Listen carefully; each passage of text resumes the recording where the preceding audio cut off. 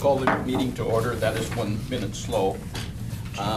All present with the exception of Jerry, who called me and said he would be here, but just a little late. He's off in the western Minnesota trying to make his way back on time, so he will be here.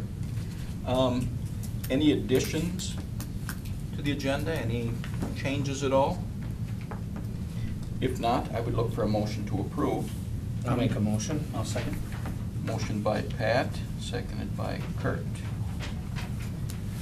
Other discussion? All in favor say aye. Aye. Opposed? That is carried. Approval of the minutes. You had a chance to look at February 25 I'll make a motion to approve the minutes. and March 11, both, I'll right? second. Motion by Pat, seconded by Brenda. Further discussion? All in favor say aye. Aye. Opposed? That is carried. Scheduled presenters, Jake Winchell. Is this an entire conversation at CE? It is, yeah. Okay.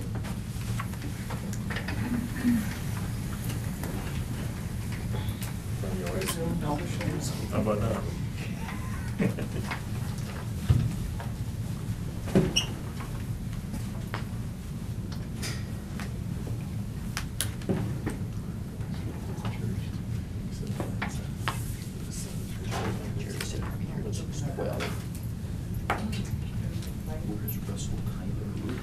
Jamie,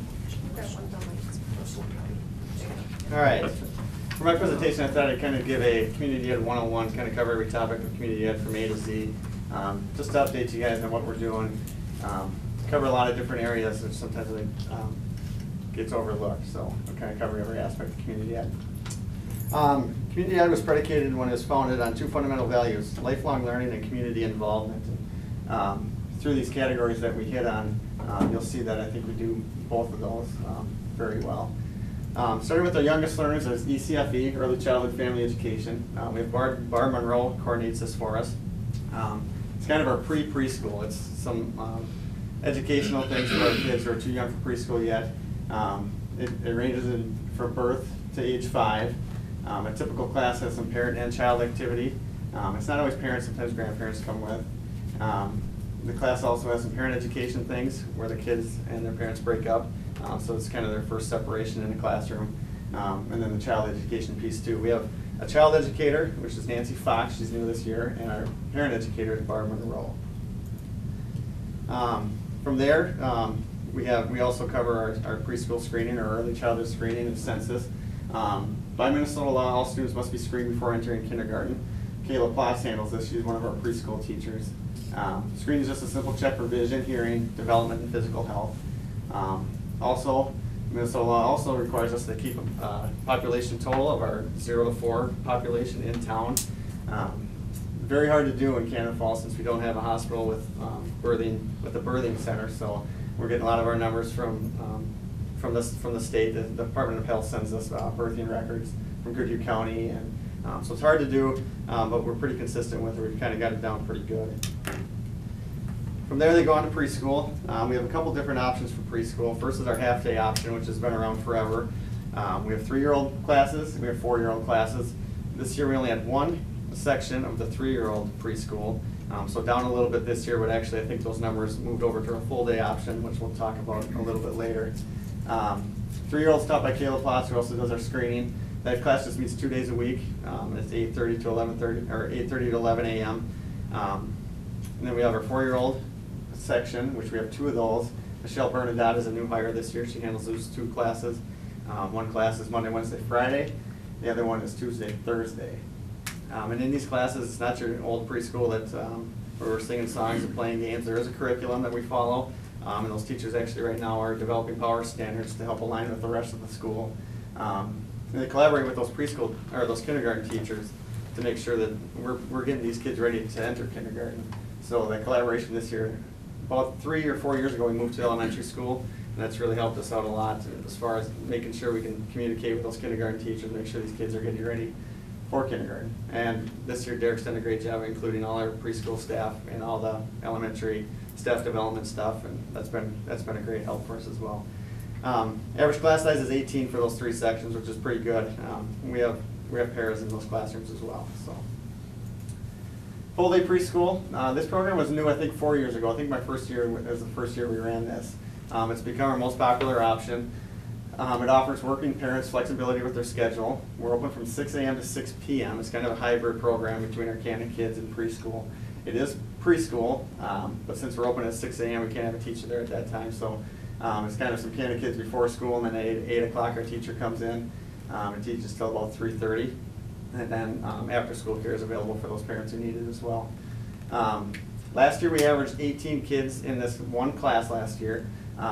This year we added a second section, which I was a little bit nervous about, but we're up to 30 total kids daily in that program. So sometimes we're up, sometimes we're down from there. But this program is very unique. It allows parents to, our half-day preschool is tuition-based, so they pay one fee for the whole year.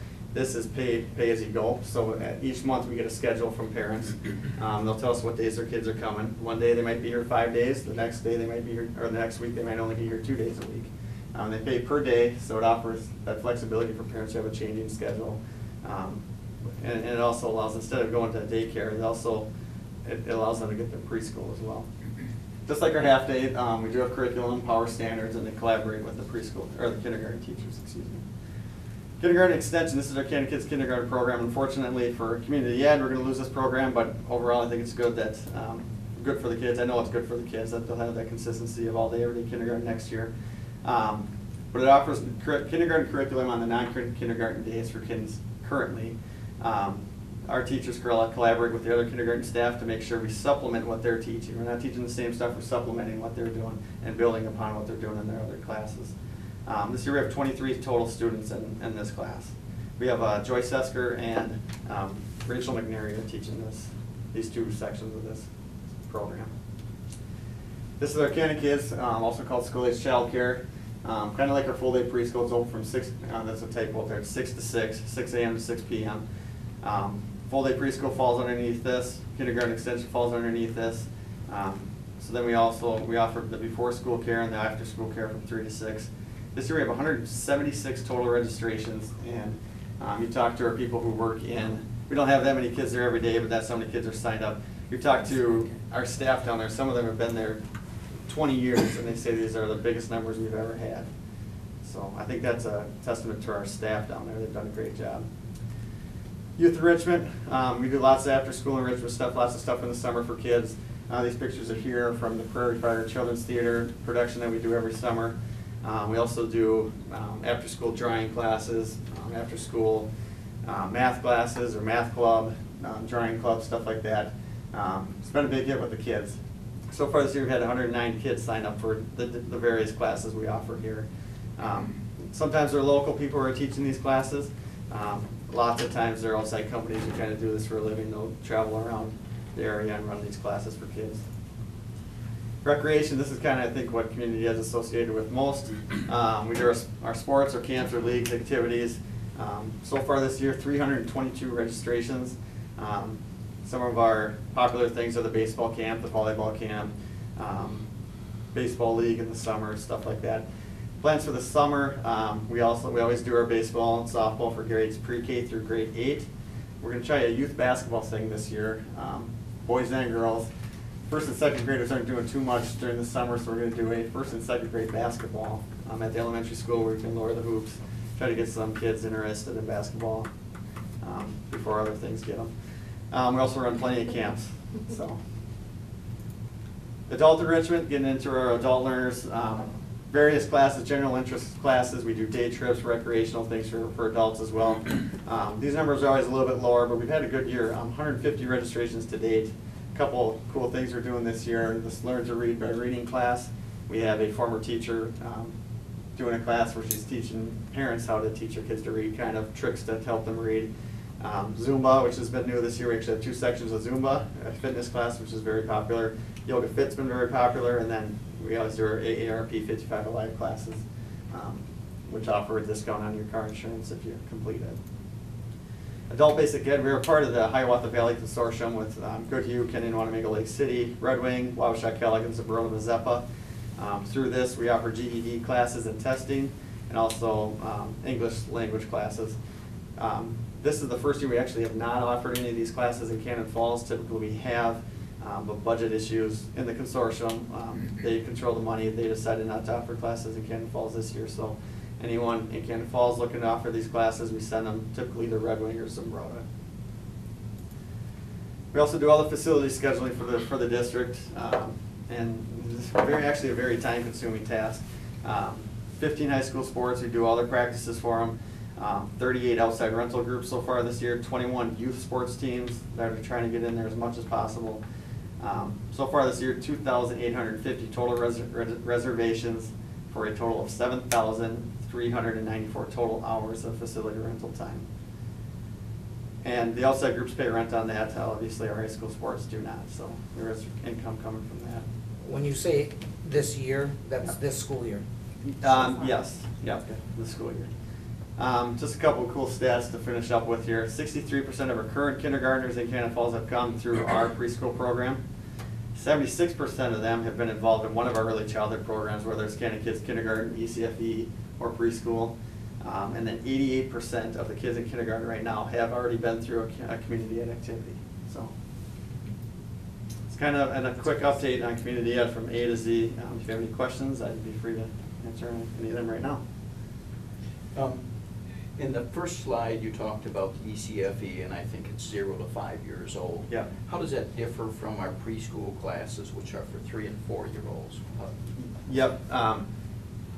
Obviously, you have to be 3 to enter a preschool. So, it's some kids, these ECFE classes, lots of them are at night.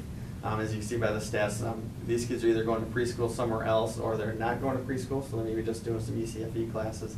So, they can supplement each other. They can run simultaneously. Otherwise, most of it's for the younger kids. Kids aren't quite old enough to get into preschool yet, so younger than 3, even though they're eligible up to age 5.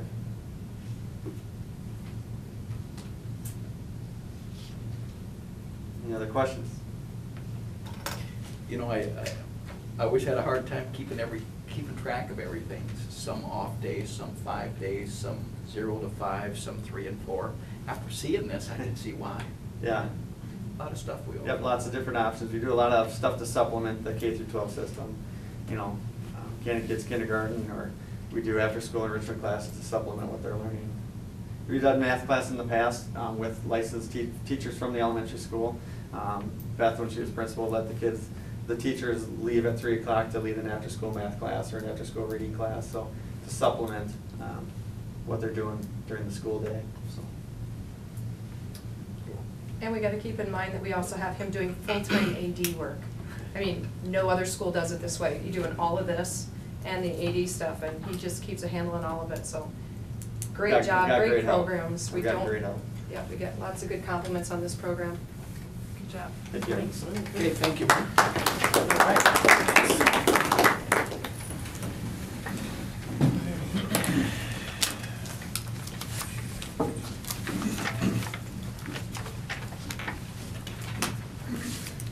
Okay, jumping down to the finance report. I see Josh is here. Be attachment B in your agenda. Follow that for this a little bit unclear, try to get as much of the rest of the fiscal year as possible in there on one page. I do have through the rest of fiscal year, June 30th. I just kind of talk about a couple of things in there. First off, being on the top, the bank account balances. 3 checking accounts open currently, one at Merchants, which is our new bank after a rotation, and then the 2 that remain open in First Farmers, our old bank. And we'll keep those open in transition until some checks are cleared, and we make sure that everything that goes in and out of First Farmers that had gone in and out through there is now going through the new banks. A couple things to note with the ideas payments in the state and their forecasting. They've changed from roughly 36% funding to now it's 86-14. It's still not quite to the 90-10 that it was, several years ago, but getting closer. So with that, we're getting more of our cash flow in hand as we're supposed to. Whereas the last few years we've had to borrow money in anticipation of aid, we haven't had to do that this year, which means that we float our cash flow on our own funds throughout the entire fiscal year, where you see we're positive for cash flow at the end of the fiscal year. The other part of that, or the flip side of that, means that in August in September when we would normally get our cleanup payments from the prior fiscal year. And they're rather large the last couple of years because we're getting 36% of our funds. We only get 14% in September and August, which is fine. We'll be fine for cash flow, but it's kind of a point of reference to know that large payments that we would have gotten last year in August, September, they won't be as large this coming year. The next page is going to be just a summary of the last month reconciled, so you can kind of compare what's going on fiscal year to fiscal year. One thing to note, the general fund, we're about $400,000, $460,000 ahead of where we were at this point last year. And the big thing to note is, in order for us to have cash flow last year, we had to have $1.2 million in aid anticipation certificates. We actually were negative in the general fund last year without that borrowing. This year, all the cash we have is non-borrowed. It's our cash in hand, so we're not paying any interest on funds this year. Next fund, the food service fund is about $32,000 ahead of where we were at this point last year. Some of that is timing of funds when it comes and received into the district, and a lot of it has to do with the food service program is doing fairly well in our district. Community Ed is Fund 4, about $130,000 ahead. A large part of that is because of the shift in the payment from the 6436 to the 8614, as well as there's a tax shift that occurs every year. 2 years ago, it was a rather large shift, and it really dinged the community ed account, and we've started to get some of those funds back. So it shows as a huge gain from last year, but really it's just getting back to where we should be. Building construction, that's at zero. Project's complete as far as from a financial standpoint. Debt service fund 7, about $25,000 ahead of where we were at this point last year, and that is again set to fulfill our needs on our mortgage payment. Fund 9 is our scholarship fund, about $17,000 ahead of where we were at this point last year. 25 is the OPEB trust, and that's the $1 million bond we have to help cover some of our retiree benefits and obligations. It's down $116,000 from this point last year. We had drawn $126 out of that fund last year, so the $10,000 would be an interest that we'd earned. And then finally, Fund 47 is the debt service on that OPEB bond, about $25,000 ahead of where we were at this point last year. And again, that is similar to debt service, where it's set to fulfill our obligation or our payment. The next few pages are just the detail. If you have kind of any interest in what's going on in and out. The big thing to note, consistently through all the funds for February, activity as far as expenditures is pretty consistent with last year. Where we are ahead are in the receipts or the revenue portion, and that's all in part from this switch from 64-36% to the 86% funding of the current year fund. So you'll see in the general fund about $220,000 more in cash for receipts this February versus last February. And again, that's just the state giving us our cash as it comes due, rather than holding on to it until August or September. And what it's done is allowed us to not have to borrow funds to float cash and make payments. Other than that, there's really nothing else to highlight. If you have any questions, I can do my best to answer what you have. That OPEB fund, is that on track for where we need it to be? Yeah, we're, and actually probably just slightly ahead, but the idea, we're serving the debt on it for 10 years. The idea is to make the fund last 10 years, and we're on track for that.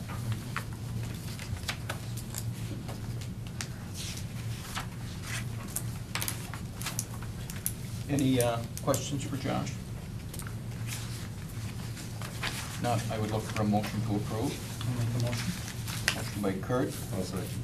seconded by Rob. Other discussion? All in favor say aye. Aye. Opposed? That is carried. We have no old business to deal with, so jumping into the new business, it starts with our consent agenda items. These are considered routine and can be enacted in one motion. If for some reason you don't feel like you'd like to talk about anything more in depth, you can take it off. Otherwise, if you review these personnel items and lunch items and whatever, I would look for a motion to approve whenever you're comfortable. I'll make a motion to approve. I'll second. Motion by Pat, seconded by Rob. Other discussion? All in favor say aye. Aye. Opposed? That is carried. Approval of the expenditures. Get a chance to review those. You ready to shoot some questions? I'll go with just 39097, and this might be for you, Dave, is how are we doing, how the boiler's looking? It looked like there's an expense last month with the boilers as to a necessity. No, yeah, corporate mechanical, and that basically it's a bill that's pretty much from items that, from back in October all the way to now, include pilot solenoid, blower motor. We had to repair a stable on a boiler. We had to put in new flanges and then a main header valve, so we could do a hydro test on the boiler. I had 3 areas on mud legs on one of the boilers at the high school here that we had to weld and repair, gas valve repaired. So it was several items over the past few months. Wasn't one major thing to. No, Okay. no. 39019, probably for you as well, Ryan Electric, 8500 or 8200. Is that one big job or is that a multitude? That's a multitude. 39019.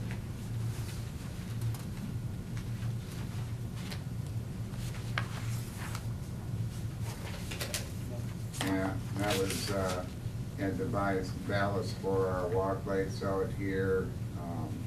Had to replace lights in elementary cooler and freezers. We added to and extended PA speakers over at the elementary school. We had to put in some new emergency lighting at the elementary school. I had a problem with the fire alarm over there that we had to have taken care of. And then it was rewiring the lines that we cut through on the water main break here. So there's a number of different things. Other questions? If not, I'd look for a motion to approve. Motion by Jerry. I'll second. Go ahead, Rob. Seconded by Rob. Further discussion? All in favor say aye. Aye. Opposed? That is carried. Item C, consideration to approve a retirement request from Sue Sand at the end of the school year. Sue has been in and put her letter in, and she's really excited to move forward towards retirement. I think it's a loss for our school district. She's done such a nice job, been in 3rd grade for a long time now, and obviously been in other capacities in the district, but she is a loss for our district, and I guess we have to wish her well, but it's unfortunate for us because she brings a lot of experience to the table, so. I'll make a motion to approve. I'll second. By Brenda, seconded by Pat. Further discussion? All in favor say aye. Aye. Opposed? That is carried. Item D, consideration to approve the 2013 to 2016 superintendent contract. Well, it's that time. A couple of years ago, we sat in here and we decided that in our best interest, we would hire an interim superintendent at an interim wage. Most of the SUPs carry a 3-year contract, most of the SUPs I'm aware of. But we did it for 2 years. And again, in order to protect both parties, I think Beth had at that time had an out that if SUP didn't fit her, she could slide back into principalship.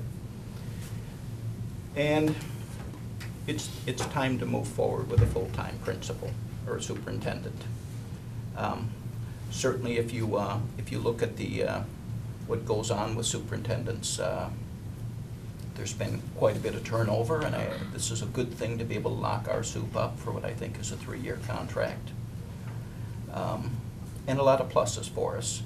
Pat, you're the lead negotiator on that. Why don't you take that over? Yeah, we sat down with Beth and I think came up with some, well, first off, just for myself, I'm gonna echo what Bob said. You know, a couple of years ago when Mr. Sesker took the job offer down in Faribault, you know, it was nice to have Beth with her experience and her knowledge of the district and the people that were here. to fill in that spot, and we appreciated that she did that. And, but anyway, so we sat down and we came up with a 3-year contract that, although it doesn't break the bank, it actually moves Beth up into the salary range of the HVL superintendents. And we did get her for 3 years, so we're really happy about that. And also, you know, we reworked a little bit of verbiage in the contract as well, which I think is going to be good for the district and Beth moving down the road. So I think it was a win-win situation for all of us. We get Beth now for a guaranteed 3 years, maybe, hopefully. Yeah, but I mean, it's a good deal. It's a good deal. You know, we all sat down and we negotiated very fairly and openly, and I can tell you that I'm happy with the outcome. Rob, you're involved with it as well? Yeah, I mean, everything you guys have said is spot on. It was a good negotiation. I think it was a win-win situation. I think for the district, for Beth, for the kids. I'm not sure, and I thought the number actually, when we're finished with, you're still not really high on that HVL I am list. actually the lowest in the HVL, but thank you, Pat. I am on the ranking now, but I am the lowest, yes. Yes. And that's okay, that's okay. And I guess looking at bottom line is if everyone's happy with the situation we came out with, and I think as a district we would be, and if Beth is, that's the win-win. Yep. The biggest win for me is I get to be a part of this community and this town.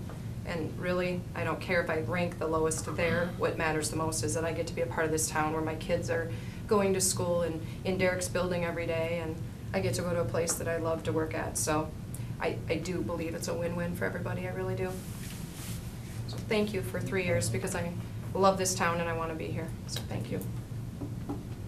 So I'll make a motion to approve the new superintendent contract. I'll second. Motion by Pat, seconded by Brenda. Other discussion?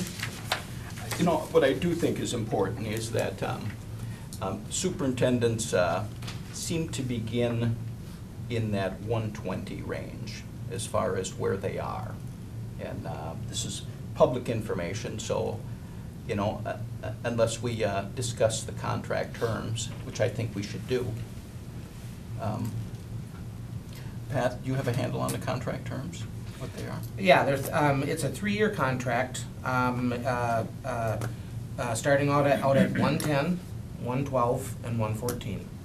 And again, as Bob said, if you look at the whole, and you start researching a little bit, that is still well below market value. But a nice increase for Beth, as it were. So again, you know, we did reword some things in the contract, a little bit of wording on vacation and severance and things like that that I think were in the long run are going to be good for the district. And so I was real comfortable with it, very comfortable. And where were we with just the severance, was that? We eliminated all of We it, eliminated so there'll be it, yeah. no severance at all. So. Yeah, and just to put it in perspective, I think, and not to pick on anything or anyone, but Todd's year in 2010, I believe, he was making more in 2010 than Beth will make in 2016, or right exactly there, as a matter of fact. So I think what you guys have done in that negotiation is great. Having that severance taken out, it's really unusual for a superintendent to not have severance. Matter of fact, it's close to unheard of. So that was a huge plus for our district, not necessarily a plus for our superintendent.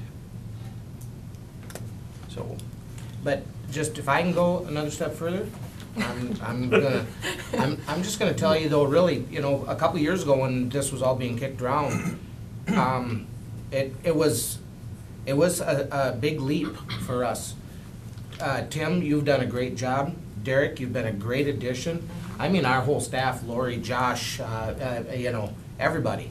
It's making the thing run while you're constantly cutting and pulling back and cutting and cutting and cutting. And you're seeing kids still increasing, grades increasing, and test scores increasing, and it's hard to do. It's hard to do. So, you know, kudos to all of you guys for the work that you've put in and figuring out how to do more with less. And that goes to the teachers. I mean, they are. It goes to everybody, They just everybody are up here. amazing what they get done. I mean, Dave's staff has been cut, and look at you walk down the hallway, place is clean as a whistle, you know? So, I mean, it's just the whole gambit, so we're pretty lucky. We're a pretty lucky board, I would say. so. Okay, any other questions or statements? If not, I would look for a motion. Well, we've got a first and second. A A motion's a motion. It's been so long since we motioned, I forgot. Okay, all in favor of the superintendent's contract, say aye. Aye. Opposed? That is carried. Thank you guys for carrying the ball on that. Consideration to approve the shared teaching position for Lori Jackson and Sue Samuelson, effective for the upcoming school year. You know, I'll let Derek take this one too, but we did look into, there was some question if it was really a cost savings or cost neutral for us. And there was some question on like staff development days and things like that. And after we really looked at what they're coming in and they're still doing their halftime, there's zero cost for the district. If anything, there's a little bit of savings because they can sub for each other and being they're already on contract. So just so you're aware of that, it's been a really great thing for both of these teachers. The students, the communication, coming from a parent that had both of these teachers with my own child, I will tell you there's no lack of communication. You kind of worry when you have two teachers, if one's gonna talk to the parents, and it's remarkable. But Derek, you might wanna touch on that. Yeah, you know, being the first year and coming into these two, I've gotten many opportunities to be part of their classroom and to see how they interact with the kids and their communication. I sat in on their conferences and they're both there, and that's a mutual agreement with them, and again, no cost. But so they've been nothing but professional with this whole thing. I think it's good for everyone involved. I really do. So as long as they want to do it and you guys are okay with it, I'm okay with it. How many years have we been doing this? This would be year 4. That's what I thought. Sounds right? Deanne, someone down there? I think 4 sounds right, because they did 3 years in 3rd, and then this 1 year, so I think it's 4. I'll make a motion. I'll second. Motion by Rob, seconded by Brenda. Other discussion? All in favor say aye. Aye. Opposed? That is carried. Attachment G, round 3 budget reductions. Discussion. You got something different? No, does anyone have, do you all have one? I got that. Okay, that's colored. You want a color one? Yeah. I can kind of say This one you can write on it if you want. You good? Okay. All right, we'll go through these. This last round was very difficult. Hats off again to that Breakfast Club. You know, it's a lot of meeting and a lot of trying to find things, and we'll see where you guys want to go with things on here, but we've got you as close as we could to the magical number of 354 that we were looking for. The first one is a .6 English, .4 special education. Roz Germstead from the last board meeting retired, and congratulations again to her. Renee Otto bid into the position. She is our current Read 180 teacher, so she's the .6, .4 person. Tim, with his magical potions and calculations and amazing ability to schedule, has been able to eliminate that position. And anytime we can find a retirement where it works out, so kudos to Tim on that one. If you have any specific questions, we can kind of go over maybe at the end, do you think? Sure. Okay. Speech reduction, we have a staff member that had a letter ready to go for tonight's meeting but has decided to wait on that, but we are going to have a speech reduction that's going to be coming. She knows that this is on here. But we, after talking to Sherry Johnson with Goodhue County Ed District, we are going to be able to reduce that position. Now I know you're saying, how on earth is that only $16,600? We only can cut the amount of money that wouldn't be federally reimbursed. If she was full-time and we're getting money back federally, you know, you can only, I don't want to put 50,000 down here when it's not a real cut. So that's the amount of her salary that would not be reimbursed, so that's the actual cut. The next one is Safe Link Transfer. This is what we've been talking about repeatedly at many, many board meetings. I think 8 times now we've been talking about what to do with transportation, if we want to move the drivers to a different company and things like that. We're in the final stages. I don't have an exact number here. It looks like 10,000. Still working with Andy Sandstrom. This is his company. Sandstrom needs to be separate from SafeLink. That's why you'll see two different names. He'll be running them with different companies. We did talk to MSBA and our lawyer. We do not need to send this out for bids because it's an extension on his current contract.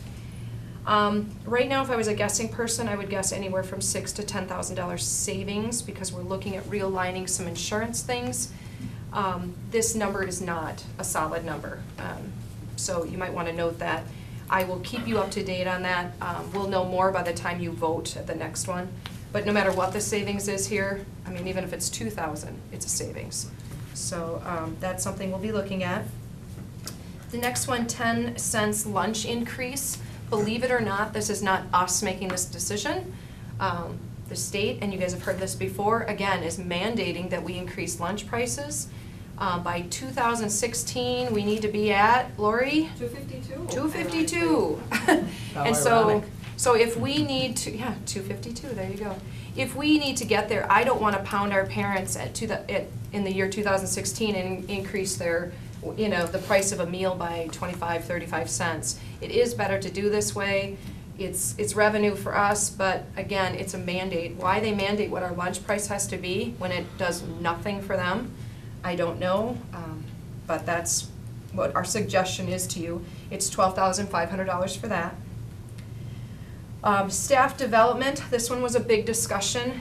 If you remember, the 1% set aside would be $75,000. We decided right off the bat to take that down to $50,000. Again, remember this needs to be voted on by the teachers, by the way. But we, at the last meeting, trying to find, so we didn't have to do another half-time or a half teacher, we opted to take that down again by $25,000. So that would leave us $25,000 for staff development. With PBIS this year, that's been coming out of district funds, but everything else has been reduced.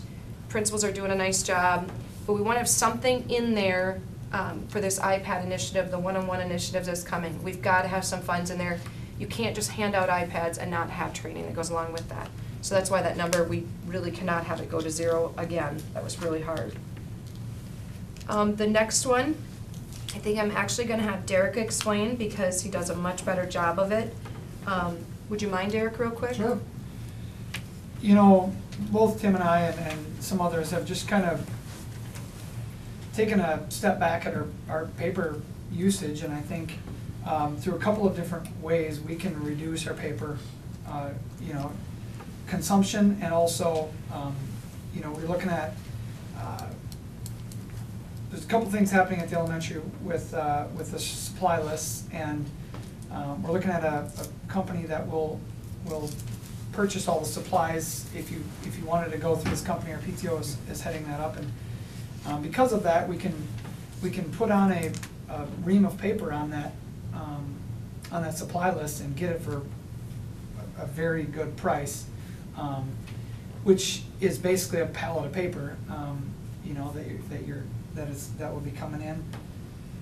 5,000 is 5,000. I mean, we're looking at everything here. We're also looking at the use of devices for teachers in the future, hopefully in the near future. That's a conversation that we're having in the district, and when we have mobile devices, we just talked about it before the meeting, there's not as much need as paper for paper if we can get to that mentality. And I think this kind of is a first step to forcing, if you will, a less paper reduction, which is is good for the environment too. So I just think if we're looking at everything, it's okay to look at paper, and again, it's only 5,000. What was their total cost? Yeah, 42. So Looking up there. I mean, it's a significant savings reduction, but it's not. The hard everything. thing is we order it for every 2 years, so it gets, but Right, $5,000 savings in paper is good. And as a parent, I would like to go to open house night. If I can get all my supplies, this sounds like a great fundraiser thing. You come in, you tell them what grade your kid's in, you get a box, and all your supplies are there. The teachers can get exactly the product they want. I mean, there's a lot of good, so I'm not running to all these different locations and picking out the wrong things, and then they come home and say, you know, we can't use these scissors, they're not safety proof or whatever, you know, We're trying so. to find it because they sell out. Right, they sell And out, it's things cheaper like that, because it's so. all bulk ordered from the Yeah, company. and so we, as So- parents will get it cheaper too, so. The next one on there, really was very difficult. We were really struggling to come up with another, reduction. And I think everyone at this table knows how I feel about reducing teachers and staff. And we made it through last year without doing it. This year we've hit the PE department pretty hard. Again, I thought Derek did a nice job of sitting down with a group of people, not just him going through scheduling, but he has a, what you call it, a scheduling group? Scheduling committee, and they went through some things, and they're gonna do a 4-day rotation, and why don't you kind of explain that briefly Well, if you could? Taking a step back, so I asked a group of teachers, and we've got paras and office staff that are on this committee, and really, it was more so to sit down and come up with a schedule currently that would work better for everyone involved, better for the kids, better for the teachers. And so that's what we've really been focusing on.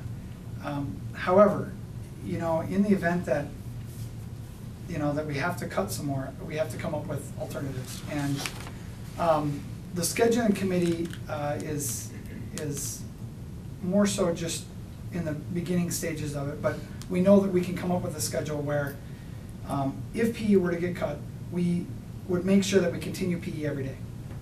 I am probably one of the biggest proponents of that. I believe that kids need that PE every day. But we can come up with a schedule that would still allow that to happen. There'd be some impact on teachers, which, if you ask me, I don't know if in my mind, I think it's better to put a little bit more work on teachers than on the kids. And I've been brought in to manage a successful educational facility at the elementary, and I believe that if there's more cuts that need to happen, then I feel more comfortable doing this as opposed to a classroom teacher. So this is where this came from, and by doing, the schedule we came up with is basically no impact on students, because they would continue PE every day. Thank you. I'm sure you'll have questions at the end here. And then the last one is cell phones. And Mr. Siebenaller here had us kind of look through who had cell phones in the district. And after really looking through and figuring out what percentage, you know, if I need to call you repeatedly after hours, middle of the night, Jake gets calls from me on Sunday mornings and Saturday mornings, and you know, our transportation person needs to be able, I need to be able to call them at 4 a.m. and things like that. There's an expectation that goes along with that. If it's post or extra hours, we really need to provide a phone for them, and we get a government rate, so it's very, very small. But we were able to find $1,200 in phone reductions, and so I think you know, Rob thought that was good too. We kind of went through who for sure needed them and who didn't. So that's where we were at on that. If the SafeLink transfer goes through, we'd be at 157. With that out, we would still even be at 147. So I think we did a pretty good job here, round 3. But obviously, I know this is a big discussion night for you. There's some items on here that I think are different than in the past. We haven't had to impact staff like this, and that's what's hard. So we're ready for questions and discussion, because you'll be voting the next time. So. Derek, I'll ask a question with the 120 PE instructor. A little hesitation in your voice as to whether or not this is possible. I believe it's possible, but I got a feeling that we're at that point where it's like, okay, you know, how selective are we going to get with this, or where are we going to, how much further can we take this anymore? Are we losing anything with the PE program? I know you can make it work, but are we losing out on certain things in the process too? You know, ultimately what would happen, it would increase class sizes in PE, but it would also, you know, there'd be supervision in there, so the PE teacher wouldn't be alone. There's hesitation in my voice because, you know, I don't want to cut anybody, ultimately. However, this, in looking at the building as a whole and trying to do what's best for kids, I believe that we can, if we need to cut, I believe we can cut here and still provide the best education to the kids, plus give them PE every day. Yes, if you ask me, I can't lie, it's gonna impact Phi-Ed. I just think it's gonna impact less Phi-Ed than it would be if I cut a classroom teacher and in terms of the academics. So cutting a classroom teacher I think would impact the academics more than cutting a Phi-Ed teacher would impact the Phi-Ed. But yes, it would impact Phi-Ed because there's more kids in there. How would But- grading work? I mean, would they still be doing a quarterly grading? I mean, as a parent, what would I get? Because I don't think we could keep that going the way it is. I mean, there's no way they could assess. I mean, you have 502 students this year. Grading needs to be looked at anyway. Okay. But no matter how you put it, it's gonna be more work. Okay. So, but we cut classroom teachers, more work for the other teachers. I'm not saying it's not gonna be more work. I definitely, you know, I had a conversation with one of the PE teachers tonight and went over it, and I know what it's gonna do, I do. But on the same hand, you know, this is the world we live in, and I believe that this is the best cut for, and really, it impacts students, but I think it impacts less than cutting a classroom teacher. It's my opinion. So my question would be, there's currently how many students in each Phi-Ed class? And what would it be going to? It's approximately, our highest class size right now is 23. Next year, we'd have a fourth grade classroom of 26, 27. And our lowest class size is right around 20 or 19. And, you know, so you combine two of them. At any given time, it could be up to, you know, 27 and 23, could be up to 50. With But a Phi-Ed teacher there'll always and be another. two teachers in there. Yeah, and a Phi-Ed teacher and another classroom teacher. We have fantastic Phi-Ed teachers. There's no way to, you know, say that any differently. They are fantastic, and but on the same hand, this is what we're down to. So I just want to make sure I'm clear on this. So the first two that we're looking at, retirements, there's no real staff cuts. We're just moving some people around. Well, correct, but there will be changes in what we do. So, Okay. you know, currently, Mrs. Otto provides a quarter class to our middle school kids. It's a math class to our 6th grade kids, and it's a reading class to our 7th and 8th grade kids. Right now, our 6th grade has 3 trimester courses that they take in that rotation. They take tech, art, and then that MCA math class. We'd be going to a trimester rotation for all of our middle school classes. But instead of providing that little MCA class to everybody, we'd be looking at more of an intervention model. So we'd be targeting interventions to just the kids who need intervention in reading and math through, you know, our math specialist. And I'm kind of through all of this creating a like position in reading. So. Okay, so those. Go ahead. And then, you know, the special ed piece of that is gonna be picked up by our special ed staff. That's the Read 180 position. That's the reading intervention that the ed district, everyone in the ed district is doing that for special ed for reading. So that'll be picked up by some of our other case managers. Okay. How do you think that will impact scores and grades as we go into the middle school? Because I know we've been trying to focus, I think, on this area. We've been doing some new programs. It sounds like you're gonna enhance those programs even more. Well, ultimately, the way I look at this is a huge plus for us. We're kind of using this blanket approach with that MCA class right now. Everybody gets that intervention. Every kid doesn't need that intervention, and we don't have anyone, especially in reading, we can target specifically reading deficiencies. This is allowing me to create that position where I have somebody who specifically will target reading deficiencies and be able to intervene there. So, I mean, if you think back to last year, what I was able to do when I had a one-period Poll and Ann Davison schedule, she took all of those kids in 6th, 7th, 8th, and 10th grade for 1 hour per week, and we were able to decrease, 50% of the kids that she worked with ended up passing the MC in reading this last spring, and that was without really providing any systematic interventions there. She just kind of figured out what those kids needed 1 day a week, and we were able to get 50% of them to pass. This one is going to be, we're going to use assessments to target exactly which kids need which things, give them the specific skills that they need, and then get them out of there as quickly as possible.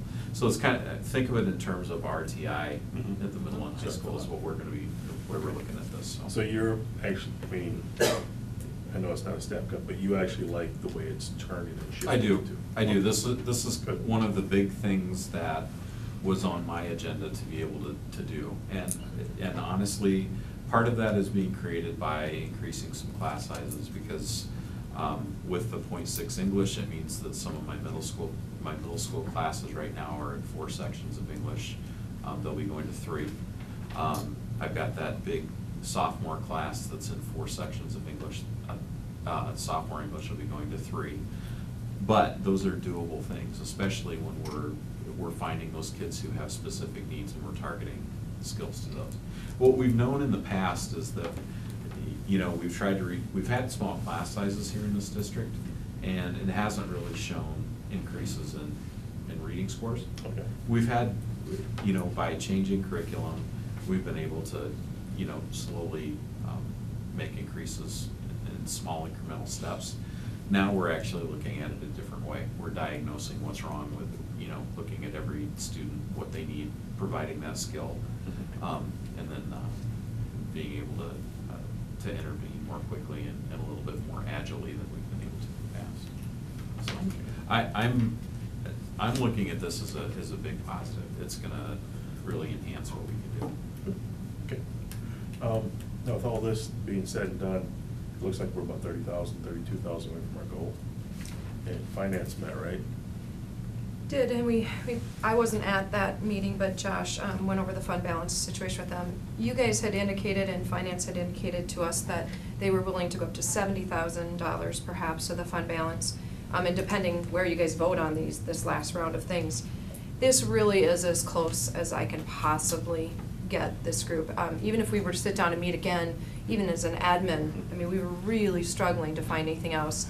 I hope that you can appreciate the 322 that we were able to get to. So, we would have to tap into our fund balance a little bit, but the finance committee at a previous meeting had indicated that, and it sounded like the response here was that we were willing to go that route. So that's kind of why we landed where we did. Yeah, I'm not opposed to tapping into it for the amount that they've talked about. Okay. I've never hidden that. I'm kind of looking at, the goal was 354. Right now we're about 32,000 short with the 322. I still question, I'd like to get a little bit more information on the PE and what that's going to involve. I think there's an epidemic in this society of due to inactivity and developing some sort of habits towards activity. I mean, it's going more and more the other way, and I just don't know. I'd like to know what type of programs are out there, what PE teachers are doing out there to help enhance activity and good health habits. And that's why we do the discussion now. It gives you 2 weeks to get all those questions, and even if we have to table something, I mean, we certainly can. And I guess what I was looking at too, if that position wasn't cut, we'd be around 80,000 from the goal, which means it'd be a little higher than what we were kind of talking about at the finance committee. So anyways, we'll just put that out there too. I'd also like to just say one other thing is that, we currently have 5 specialists at the elementary, and our highest section of kids is 4 sections. That's kind of why it works if we were to do this.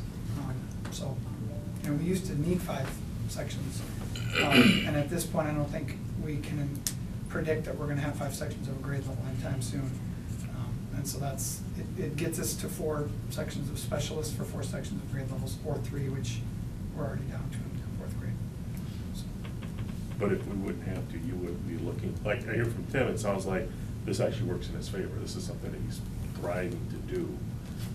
It doesn't sound like you are. I mean, if. This there's no would, because you have to. I can tell you right now that, candidly, it would make our scheduling perfect. By doing this? Quite frankly, it would give us 4 sections. Okay. Ultimately, what it would do, you know, the terrible part is it cuts a staff. The good part about it is that it creates 4 sections of specialists for 4 sections of grade levels. So you can imagine, your 4 teachers go to the 4 specialists at once. You've got common prep. Common prep allows that collaboration and the teacher cooperation to work together to you know, to work together, bounce ideas off each other, and ultimately that would enhance student achievement, in my mind. And that's my opinion. I came from a team that we had common prep, and it was something that you couldn't put a price on. To be able to come back, meet with your team on a regular basis, it also gives me an opportunity to meet with those grade levels. With keeping 5 sections, we could have some sort of kind of a common planning time. It wouldn't give us the full amount. We might get 15-20 minutes of it, after dropping off the kids and stuff. But so ultimately, I could make this a positive thing. Absolutely, it would be good for kids. But on the other hand, it's bad for kids. So it's really a catch-22 because it depends how you look at it. So, but it could be a good thing. Don't misinterpret what I said. I'd like to have small class sizes and have the intervention piece. Right. But the in the intervention world where piece. I gotta make a cut, I'd rather have the intervention piece. The intervention is fitting in with what you Yes. want to do anyhow. Yes. And we're not, I guess, cutting staff, we're reconfiguring your staff. Correct. And I can, I can speak, I've spoken to quite a few other elementaries, many other elementaries, and, they have 4 specialists or 4 sections. So, I don't know, I haven't found one yet that has 2 elementary PE teachers. Doesn't mean we shouldn't, because I think we have a great thing, but in a time of economics that we live in public education, that's where I'm coming from, so. Do the lower enrollments have any effect on the numbers or the need for the staff there and the enrollments in the classes? We're pretty The steady, class we're pretty sizes. steady in the elementary. We're kind of the same number all the way through for the most Yeah, part. they're all pretty close. That's my building that's impacting, unfortunately. I have a question on the cell phones. Mhm. $1,200, I pay $100 a month for my cell phone, so $1,200 would eliminate 1 cell phone in my house for 1 year. What are we doing with cell phones? I mean, to get to a $1,200, are we just eliminating 1 person's cell phone, or are we?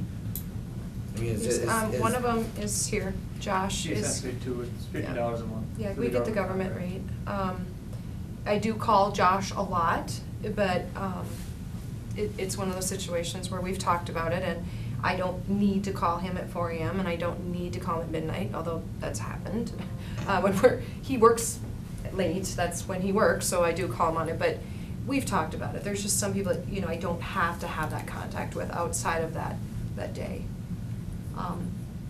There's, the public doesn't need to call Josh. I guess that's the way I look at it too. If you have a school phone, someone should be able to call you any time of the day. I have parents that call me in the evening, those type of things, but we've decided to. So again, now if we're talking, I'm just trying to get a handle on this. So now if we're talking 1 cell phone at $50 a month, are we talking about eliminating 2 individuals who currently have Correct. school phones who you don't feel need to have I am school cutting phones? Josh and mine, are the Okay. 2 people I've selected to Okay, cut. and that's That's it? $1,200.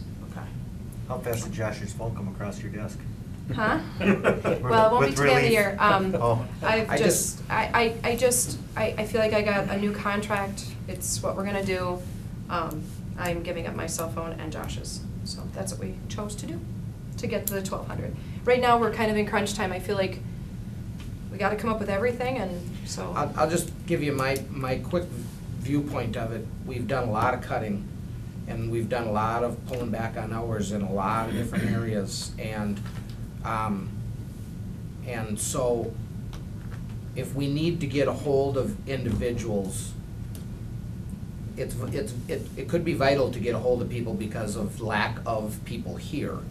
You start talking about, the secretarial staffs and cuts there and things like that, and maybe times when we just might not have a person behind that counter, we no longer have someone in the district office.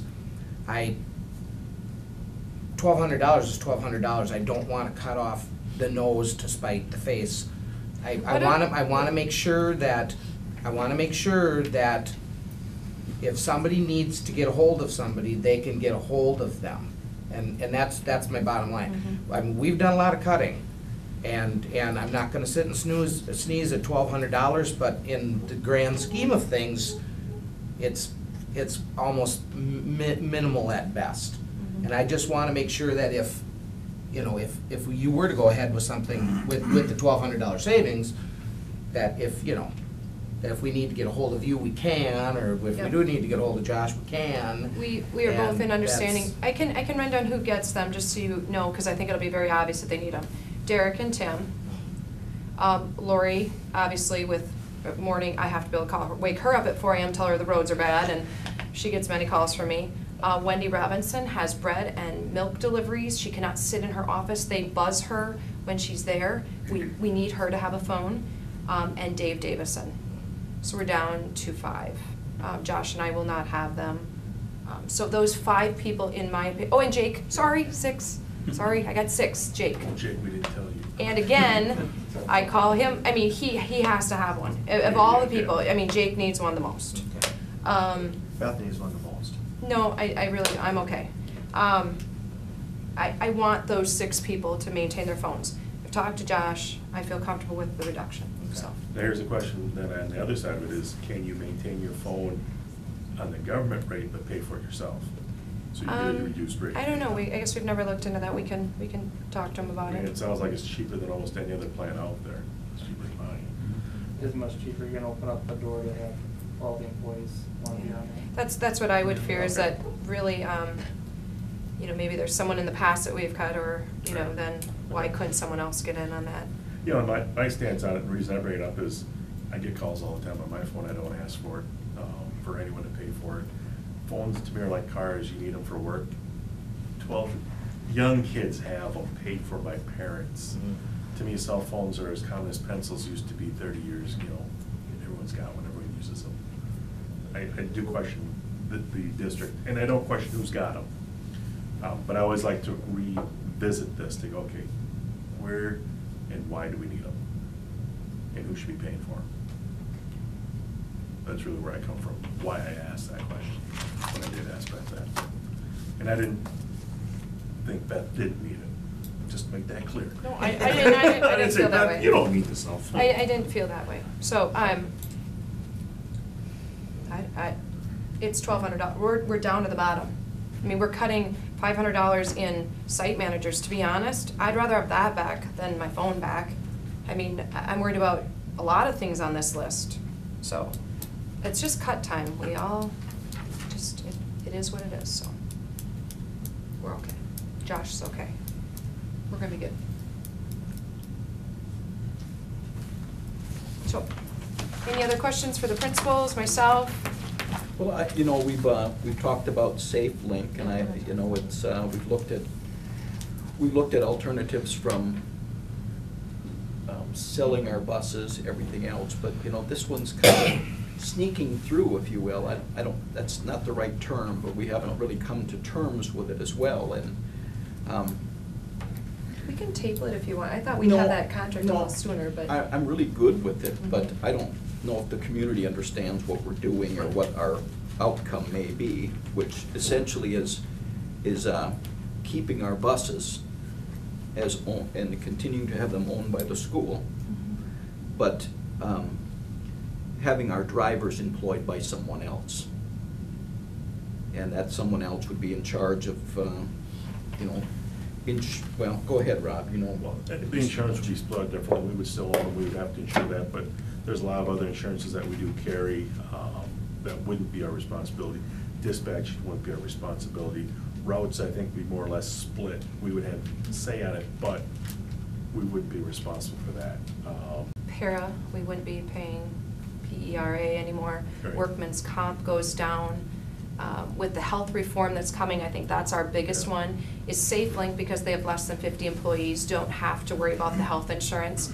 If we had to start providing health insurance for, 10 bus drivers, I mean, we just can't afford it. So those are other benefits too. What I think, because, Bob we did look from doing absolutely nothing to flipping everything over and possibly even selling the land and getting rid of every asset possible to see what the benefits would be.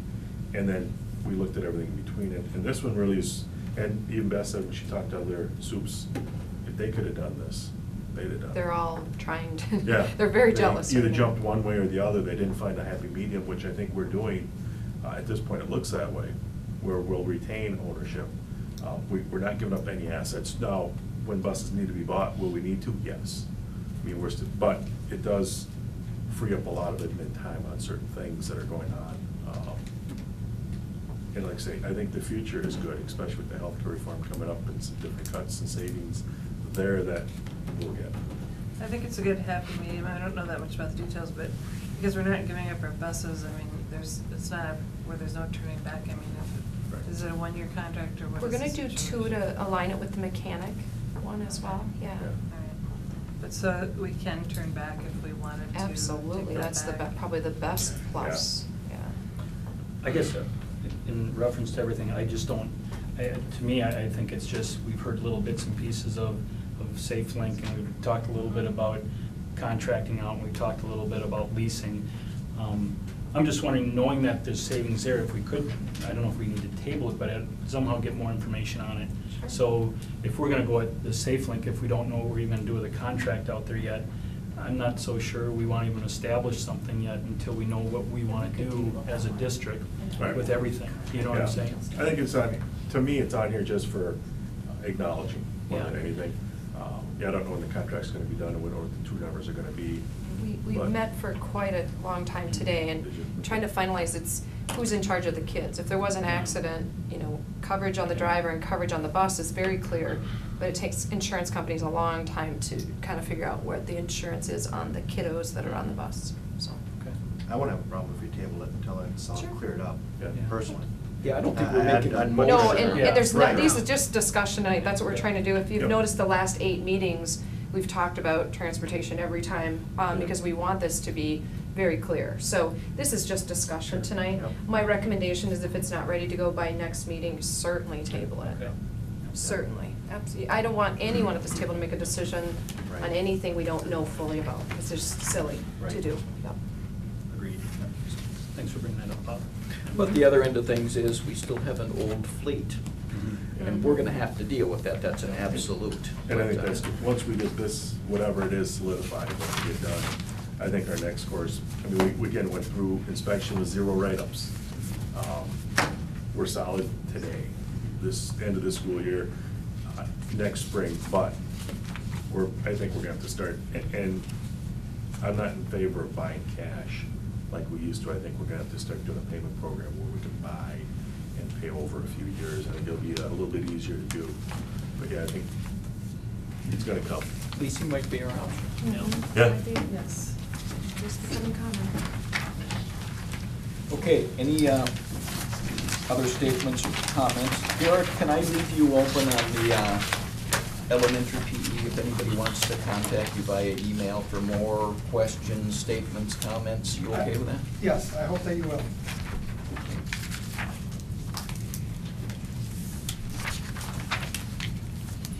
Okay, that was a discussion item, attachment G. Let's move down to reports. Board members, anything for the cause? Kurt? We had a mini meeting, I guess. Yeah, with the finance. financial. Basically, we kind of covered a little bit this evening about what we would agree to, as a committee with the finance, what we would agree to spend out of the general fund. And we kind of said between, anywhere's up to 75. maybe staying below that, but we also agreed that if it's something that we really think is needed in the district, we always look at making cuts, but we also look at what can we bring to the district for a positive programs that are necessary. Well, the general fund is there for a reason, and that we shouldn't really be too nervous to tap into it if it's something that we think we really need to do. So that's kind of how we had left it at that time, and we came here tonight, and we saw what some of the cuts are, and based on what we've heard, we've got some things to think about. So.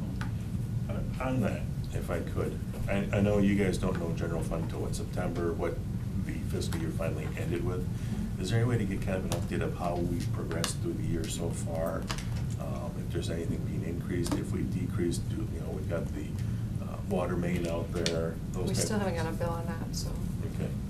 Yeah, Josh has got a Basically, nice, if you go yeah, from, he's, and we talked about it in our finance meetings, but really what the district has kind of control over would be the unassigned fund balance, which is about $740,000 at the end of fiscal year 12. And essentially, you just take whatever expenditures are over revenues or vice versa to get, with fund balance to get in the fiscal year 13. Right. Based on budget, probably gonna be in that $600,000 to $800,000 range for unassigned fund balance. It's kind of a large ballpark, but on a $10 million budget, that's Right. 2%. But positive again on the unassigned fund balance, anywhere from probably $600,000 to $800,000 in that ballpark. And if I were to tell you today in March, obviously it'll get much more tight as we get to the audit at the end of the ballpark. And correct me if I'm wrong here, Josh, but with the revised budget, we were actually in the black. I want to say we're thinking anywhere 60 to 90, something general like fund, that. yes. So for this, that'd be Just, good. and that's a projection, because we The don't talk projection, to right, that year, right, okay, thank you. And keep in mind that fund balance is probably slightly less than half of what the recommendation is to have there, so. Ridley, you're sitting at about 8 to 10% of your expenditure. They like to have you have 2 months in there, which would be about 16%, which was kind of a magical number, 1.6 million that we just, especially nowadays, we're just not going to get to. The biggest thing is that we have a positive fund balance. And plan for the future, you look at things like referendum as well too, but how much do you need to probably keep in that for reserve? I'm probably more conservative than you might be, because that's partly my job, but definitely to spend down some of that would be definitely okay. We've been fiscally responsible, I think, is the main thing. Right. Yep. Okay. Board members, anything else? Mike? Go ahead, I'm sorry. I would just like to remind everybody that the annual Ed Foundation night is Saturday, April 20th.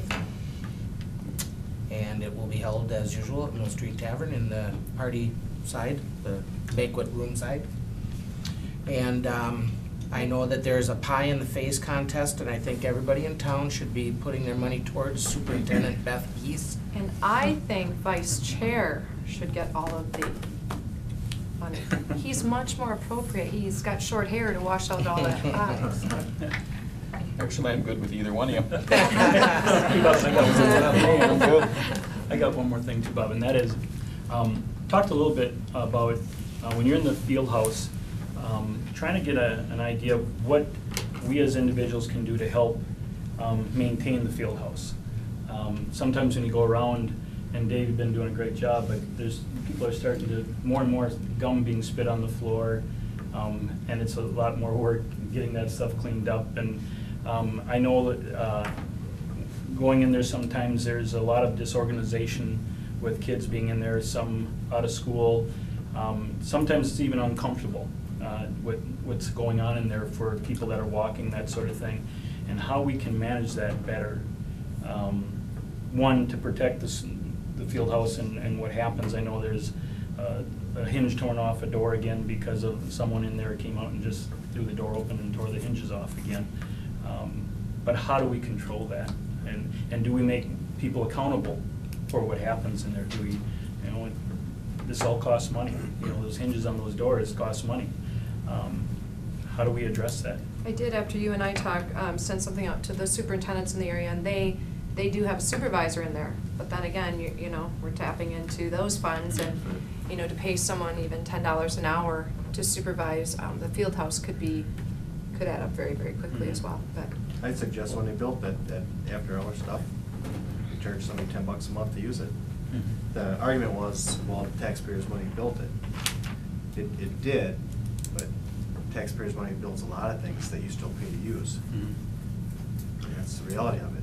Well, In the future, when that floor gets wore out, and it's great to see there's a ton of people using it and walking and everything else, but there's gonna be a point someday that that floor is gonna be, need replacing, and there's gonna be no money to replace it. So then what do we do? The best thing we could look into is a fob system. You need to be 18 to be in there alone, but again, that's very expensive as well, so. Well, at some sporting events, it becomes the babysitter for the people that are attending the event. Their kids seem to filter back in there. And, you know, we just made a value judgment at our last meeting that we're gonna get rid of assistant site managers, Right. Yeah. which is one of the things that would be necessary to really scope that field house out like we should. So, you know, I'm not sure about that and how that is, but Yeah, and unfortunately, some of these people are over 18. Right. You know, and are any of the cameras that we have, are they clear enough to give us some You'd have to indication of see. who might be doing this? I mean, some of it. And right now, we just have one camera in there. Yeah. And it's hooked up, we haven't made a change on it, but it's hooked up right now. If somebody goes outside door, opens up the garage door, something like that, it'll go right to it and zoom right in. Trouble is it doesn't back off again and come back. It doesn't constantly scan. So when I got it set there, I can probably cover like 1.5 of the courts. But I can't cover the whole thing. Actually, there only need 3 more cameras in there to really cover what I need to do. The clarity on the camera, everything's great. It's just, you know, operation of it and stuff like that. So we should have a facility committee meeting maybe? We're having one next Friday. Yeah, I haven't sent it. Okay. I Haven't sent it. was gonna, It's as long as we were coming. here, I was gonna see if I could. We already talked Okay. about that. Yeah, 'cause He's we gonna need to send it have to a us. facility. I think the field house in general, because like, I've heard also that some people are starting to feel intimidated when they go in there, and, you know, it's public, and they shouldn't feel intimidated to go to a field house because some over 18-year-old. let's put it down as an agenda item.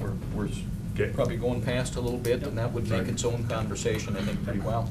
Yeah, because I also was walking around in the school on Sunday, and the whole school's open. I mean, you come in, the doors are all open, you can walk all around the whole school, and I just wondered about the security, if that's an issue. It hasn't been at all. Oh. We haven't had any issues at all. I mean, I can't even think of one, other than field house activities in the evening. That's 6 to 10, 6 to 9 especially. We could probably use someone in there to monitor and make that their sole job from 6 to 9 every night. Weekends, I don't get reports on weekends of negative stuff. Oh, yeah. Basically, the field house is open from 6 in the morning to 10:30 at night, Monday through Friday, and 6 in the morning to 6 at night, Saturday and Sunday. Yeah. During the week, you know, we have people around. On the weekend, we don't, depending on, unless we have some kind of activity, but usually if we have a big activity in there, then we don't have the people in the field house because it's too hard to be in there, but, The 6 to 9 weekdays is the toughest of them all. yeah. Can we add it to the next agenda? Sure. Got it, Lori? Good. April 8th, will that give you enough time to answer all the inquiries we're gonna shoot at you? Sure. Okay. Okay, upcoming meetings, our next regular board meeting is April 8th. And then in May, we'll be going to our summer schedule, it looks like, huh? So keep that in mind. Here's a list of our upcoming agenda items, and we just added that field house discussion to that. Okay, public forum. Anyone wishing to speak? We've got, usually 3-4 minutes worth of time. You can speak to any items that are of concern. Okay? Before you adjourn or go on to anything else, I'd just like to invite you all to the HBL Art Show that's at the Rochester Art Center. It opened last week, and it runs through this week, through Saturday. It's free.